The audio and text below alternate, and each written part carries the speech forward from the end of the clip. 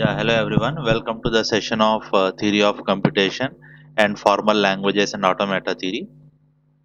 Uh, in today's session, we will discuss one more previously asked question paper that belongs to R16 regulation. Okay, so this is the question paper that belongs to R16 regulation, which was asked in April, May 2019. Okay, so this is the, I think, regular examination question paper, right? So it consists of four sets, okay, regular examination. So here we are going to discuss about one of the sets here. Uh, uh, so here this is the set one. So let us have a look on the questions that were asked in this uh, R16 regulation, formal languages and automata theory, set one question paper. Okay. So already I mentioned the structure of R16 question paper. So however, it may be different with the R19, but here we are just seeing that how that questions are asked in various topics of this formal languages and automata theory. Okay. So just to improve your confidence levels and to know how the questions will be asked in this particular subject, I am explaining this previously asked question papers, right? So the first question here is the part A question. So it is a short answer question. So the first question 1A is why it is important to study automata theory for computer science. Okay. So already this was the first topic of our discussion in the introductory session where we discussed what is automata theory and why it is important to study the automata theory. So generally to understand the limits of the computation, we have to study this automata theory. Okay, so that means I already mentioned that this is the study of the computational problems, right? So what are the computational problems that can be solved by a computer and what are the computational problems that cannot be solved by a computer? So to understand that difference, we need to study this automata theory, right? Next one, what is the regular expression? What is regular expression in theory of automata? So what is regular expression in theory of automata? So you have to write the definition for this question. So what is a regular expression? So there are many definitions for a regular expression. We could write any one definition. So it is a we could say that it is an algebraic expression that describes some set of strings. Okay, so it is a pattern that describes the set of strings. Okay. So and one more point is that regular expression generates the regular language. Okay. So that you can also mention here. The next one, C is eliminate useless symbols from the given grammar. So here the grammar is given. A capital A denotes small x y z, or capital X small y z z, and capital X denotes capital X small z or small x capital Y small z. Capital Y denotes small y, capital Y, small y, or capital X, small z, and capital Z denotes capital Z, small y, or small z. Right. So this is the grammar. So here you have to remove the useless symbols from this given grammar. So first you have to recognize the useless symbols which are there in this particular grammar. Right. So here, as the question is for 3 marks, you must be complete this particular problem in a small amount of time, right? So you must be complete in a quicker way, right? So one way is that first thing is that generally there are 2 points from which we can identify the useless symbols, okay? Or there are two important points that we need to consider for identifying the useless symbols. The first point is that every non-terminal must derive the string of terminals. Okay, so see that every non-terminal which is given in the grammar must derive a string of terminals either directly or indirectly. Okay, so that is the one point, right? And second point is that every non-terminal must be reachable from the start symbol. Okay, so that is the second point.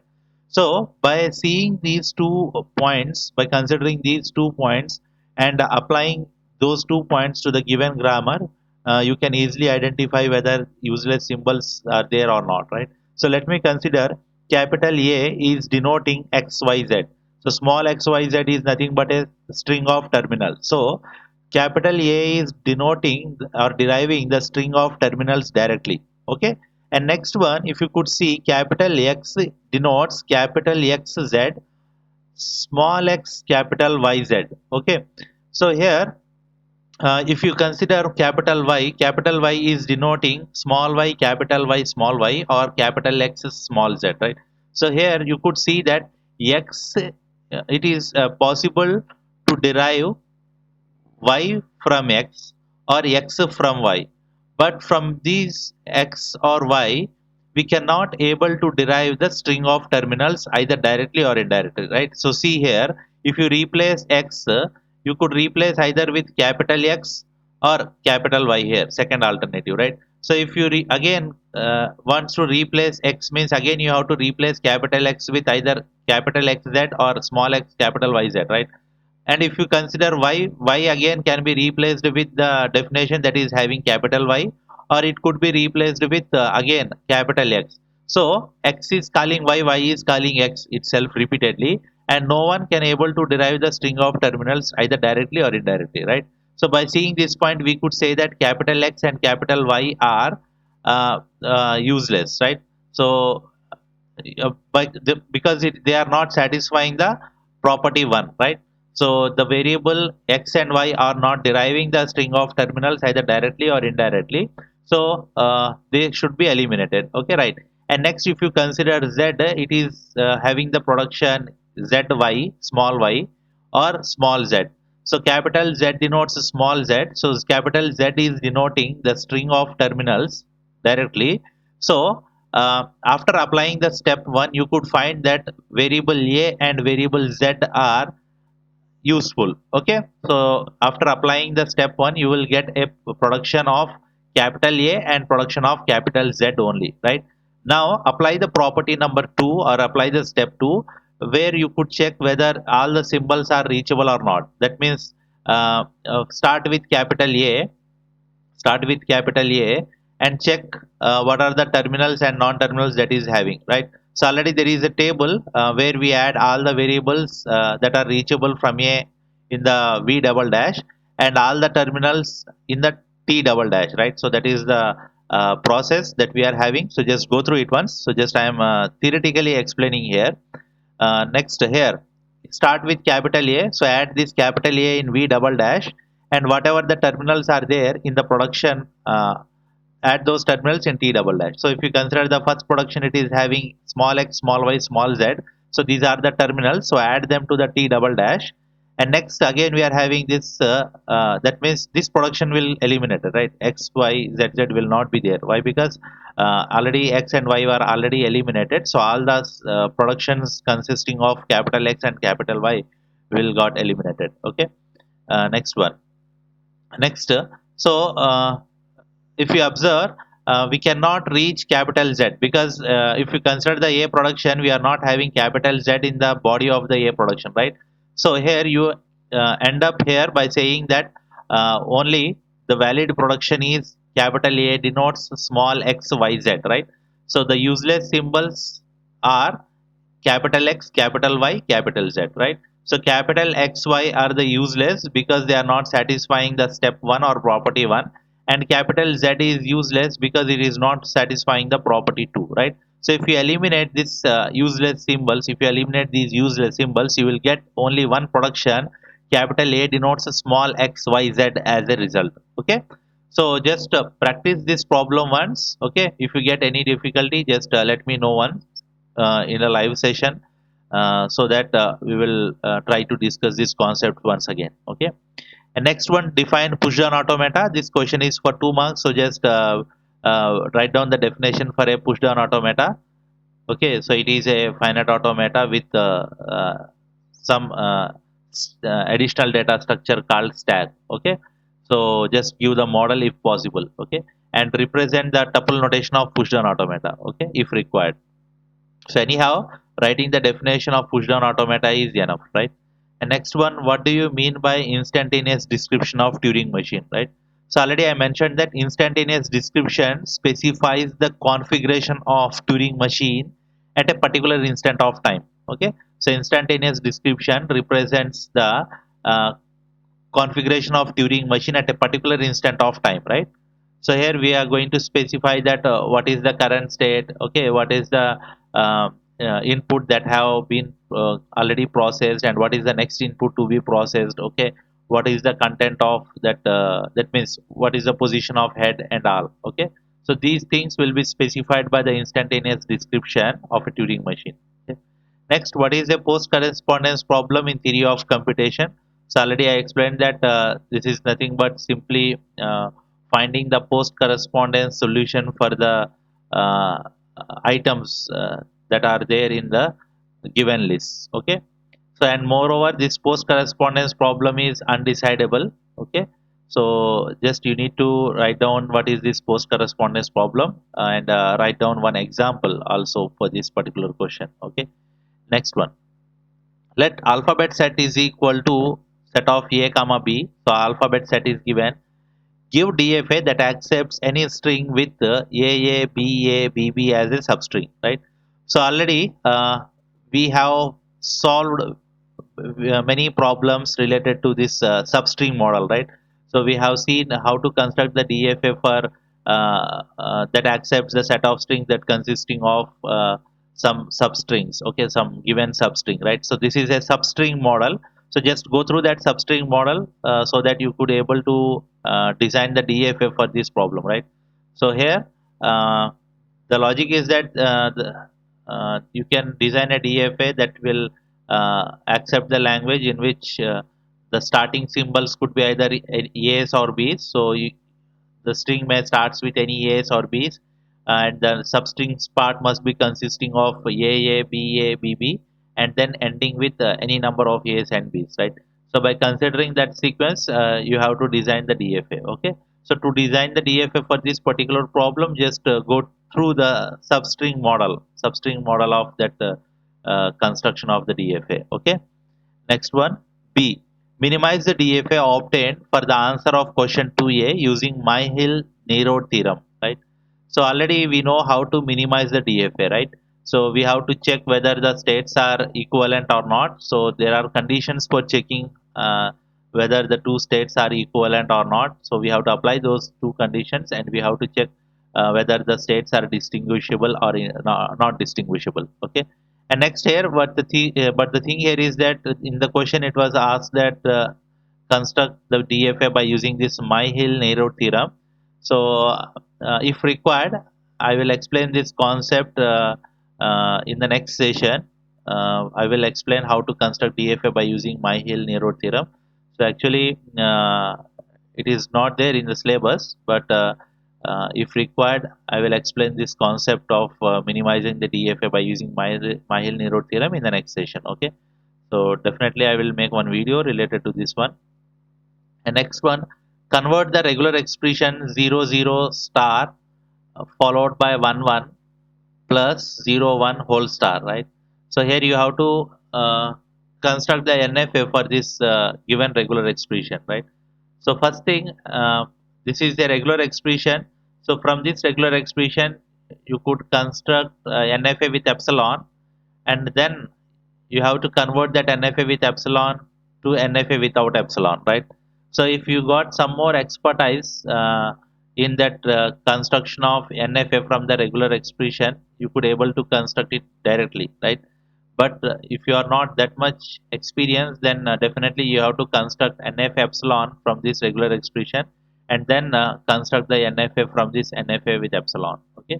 So already there is a structure already defined and explained how to construct the NF epsilon from the given regular expression, right? So first thing you have to construct the finite automata 1, which is having 0 followed by 0, then convert it into closure, and then construct finite automata 2 that accepts 1 followed by another 1. Okay. And then uh, construct the finite automata 3 that accepts 0 followed by 1, and then merge all them together so that it will performs that closure operation, so that we can able to get the functionality of the closure. So we have to merge them, right? So just go through the concept of constructing NFA epsilon from the given regular expression to solve this particular problem. Okay. And next one, 3b, prove that the following language L is not regular using pumping lemma. L is equal to set of all strings W belongs to alphabet set A comma B whole star. That means clean closure of alphabet set such that W is equal to W power R. Okay, so W is equal to W power R. So almost this language is not regular. So we have to prove that this language is not regular by using this pumping lemma. So when you apply that 3 points or the 3 steps that are there in the pumping lemma, you will get that some of the steps will not satisfy the constraint. Okay, so definitely you will get some contradiction. From that, you could say that the language is not regular. Okay, next one, consider the CFG with set S comma A comma B as non-terminal alphabet. So here you have to assume that S comma A comma capital B are the variables. Okay, so it is nothing but V comma set of small a comma small b as a terminal alphabet. So you have to assume like small a and small b are the terminals, that is T, and S is the start symbol of the grammar, and set of productions are given as follows. Capital S denotes capital A, capital S, capital A, or small a, capital B, or small b. Next, capital A denotes capital B, capital B denotes small b or epsilon, right? So these are the production rules. Find a reduced grammar equivalent to the above grammar. So what we have to do here is that we have to minimize this, we have to simplify this context free grammar. Okay, so we have to apply the steps. First one is elimination of this one, useless symbols and productions, elimination of epsilon productions, elimination of unit productions, right? So first thing is that you have to apply the step as eliminate the epsilon productions, okay, then eliminate the unit productions, and then eliminate the useless symbols and productions, right? So already I have defined the order, okay, for simplifying. So whenever there is a grammar given to you for the simplification, so first check for the epsilon productions, remove the epsilon productions first, okay, because removing of this epsilon production will add some unit productions, right? So that is the reason you have to eliminate the epsilon productions first, and then next eliminate the unit productions, okay, and then eliminate the useless symbols and productions. Okay, so in this order you have to apply the simplification. Okay, next one, state and prove Ogden's lemma. Okay, so Ogden's lemma is nothing but it is simply a pumping lemma for context-free language. Okay, so just you need to state and explain about that pumping lemma of context-free languages. Okay, so already I mentioned that it is used to prove that a language is not context-free, right? So just you have to write a description about that pumping lemma for context-free languages. Okay. And next one, explain the various ways of determining the acceptability of pushdown automata. Explain the various ways of determining the acceptability of pushdown automata. So here, already I mentioned that there are two ways for the construction of pushdown automata. The first one is acceptance by a final state, and next one is acceptance by empty stack, right? So take one example and construct the pushdown automata in which you could represent the language acceptance by using a final state, and also the language acceptance by empty stack. Okay, so construct those two pushdown automata for one particular example. So take one example, one particular problem, and construct the pushdown automatas by using empty stack and by using the final state. Okay, so that gives the 6 marks for this question. Next one, construct pushdown automata that accept the language capital L is equal to set of strings consisting of 0 power n, 1 power n, such that n is greater than or equal to 0. So we have to construct the pushdown automata that accepts the language consisting of a set of strings having uh, equal number of zeros followed by equal number of ones. Okay, number of zeros and number of ones must be the same. So here you could see n value is greater than or equal to 0. So n value is starting with 0. So here as n value is starting with 0, so your pushdown automata must accept epsilon, right? So this pushdown automata must accept epsilon along with the string like 0 1 0 0 1 1 0 0 0 1 1 1 likewise. Okay, so just So while constructing the push down automata for such problems, check this n value, right? So if n is greater than or equal to 1, then the push down automata will not accept epsilon, right? So but here the n value is greater than or equal to 0, so that means the n value could be 0. So the push down automata that was constructed must accept epsilon. Okay. And next one, construct a Turing machine for language capital L is equal to W power R such that W belongs to 0 comma 1. Okay. So here we have to construct the Turing machine for the language W power R, right? So W belongs to alphabet set 0 comma 1. So here the Turing machine should not accept epsilon here. So since no closure is mentioned, clean closure is not mentioned here. So you must construct a Turing machine that accepts the language L is equal to W power R. It is not necessary that the Turing machine must accept epsilon. Okay. So already we solved this problem, uh, and the same also given in the material. So just refer the video lecture as well, material also. Next one, why a Turing machine is called linear bounded automata. Discuss the advantages of linear bounded automata. So actually this question is out of context, so it is not in the syllabus. Why? Because the linear bounded automata is not in our syllabus. So if you attempt this question, you will get 7 marks. Okay. So as the question is asked here, I will explain what is the relationship between the Turing machine and linear bounded automata. So actually the Turing machine is also called a linear bounded automata. Why? Because linear bounded automata is similar to non-deterministic Turing machine. Also a Turing machine with a multi-track and a Turing machine with bounded finite length of tape. Okay. So uh, if these three properties are satisfied, then the Turing machine will be considered as a linear bounded automata. Okay. So first thing, you could have a Turing machine with the bounded finite length of tape. Okay. So generally in Turing machine we consider that the input tape is infinite in both the direction, but to be considered as a linear bounded automata, the Turing machine must have bounded length of finite tape. Okay, that is one property. Second property is that a Turing machine may have the multi-track tape.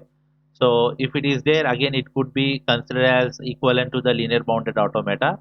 And next one, non-determinism could be there.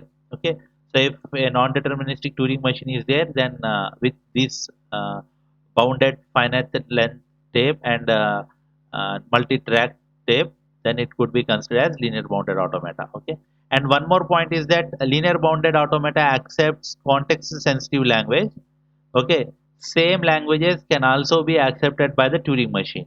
Okay, so in that sense we could say that the Turing machine is something like equivalent to this linear bounded automata. Okay, or it is having the power of that linear bounded automata. Why? Because the Turing machine can also accept the context sensitive language. Okay, so that points you could write here so that you will get full marks in this particular question. Okay, and last question is explain in detail about P, NP, NP complete and NP hard problems with real time examples for each. Okay, so I will explain these concepts like computational problems and their classifications in P, NP, NP complete, and NP hard in the next session. So generally, to concise the discussion here, I will say that the computational problems are divided into two categories generally, P and NP, right? So the problems which can be solved in a polynomial time are called as P problems. Okay, so a problem P is considered as P problem if for that particular problem there exists a deterministic algorithm that gives result in a polynomial time, right? So if you are having a problem and for that particular problem if there exists a deterministic algorithm that gives a solution in a polynomial time, then that particular problem will be considered as P problem. Okay, so just remember that P is nothing but a polynomial time. Okay, so what is a polynomial time? Polynomial time is nothing but a fixed amount of time, right? So if you run an algorithm, if that algorithm gives a solution in a some fixed amount of time or some finite amount of time, then that algorithm will be considered as a polynomial time algorithm, right? So generally the example is sorting, right? So you could perform the sorting in a fixed amount of time, in a finite amount of time, right? So sorting you could perform searching, okay? So these algorithms will belongs to this P class. Why? Because these algorithms are deterministic and give the solution in a finite amount of time. That means a polynomial time, right? And another class of the problem is NP. Okay, NP means non-polynomial. Okay, non-polynomial. So there are certain problems for which uh, the solution doesn't exist. Okay, and moreover, the algorithms are non-deterministic. Okay, so a problem is said to be a NP problem if there exists no solution for that particular problem, or there exists no algorithm that gives the solution in a polynomial time. Okay, so those problems will be considered as a NP problems. Okay, non-polynomial time problems. Okay, so just remember NP means non-polynomial time. So here in NP we are going to have the non-deterministic algorithms, right? But in P we are going to have the deterministic algorithm, right? So here you cannot predict the amount of time taken by an algorithm to generate the solution, right? So let me consider travel salesman problem. Okay, so that particular problem, if you increase the number of nodes, if you keep on increasing the number of nodes, can you able to find out the time that is required uh, to generate the solution for that particular problem? So let me say if I give 100, yes, that algorithm may give result in some time. If I give 10,000 nodes, 1 lakh nodes, likewise, so the algorithm may not able to give the solution in a polynomial time, right? So that problems belongs to this NP class, right? So next one we are having NP complete and NP hard problems. So that is related to the reducibility concept. So I will discuss these concepts in the next session clearly, so that you will understand what is this P, NP, NP complete, and NP hard, right? So just to uh, give awareness on what is this P and NP, I have explained this concept, right? So overall, by considering this set, I think you got some more confidence that you could able to get pass in this particular subject. Okay, so just you need to practice the various techniques or various approaches for designing the DFA, NFA, push down automata, Turing machine. Okay, simplification of context free grammar, etc., right? So this is the set one. In the next session we will discuss one more set, that is set two, and we will see what are the typical questions that were there in those sets. Okay, so that's it for today's session. So try to solve these problems once. Okay, so just go through the questions and try to solve the problems given in this particular question paper. If you get any difficulty, just get in touch with me. I will explain those doubts, or I will solve those problems in the next session. Okay, so thank you for attending this session. Have a nice day.